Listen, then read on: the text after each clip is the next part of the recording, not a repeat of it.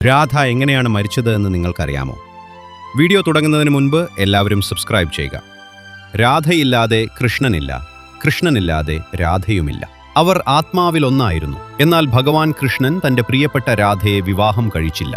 8-ാം വയസ്സിൽ തുടങ്ങിയ ആ പ്രണയം അനശ്വരമായിരുന്നു. കൃഷ്ണൻ ഏറ്റവും കൂടുതൽ സ്നേഹിച്ചത് രാധയെയും തന്റെ ഓടക്കുഴലിനെയുമായിരുന്നു. എന്നാൽ കംസവധത്തിനായി അദ്ദേഹത്തിന് വൃന്ദാവനം വിട്ടുപോകേണ്ടി വന്നു.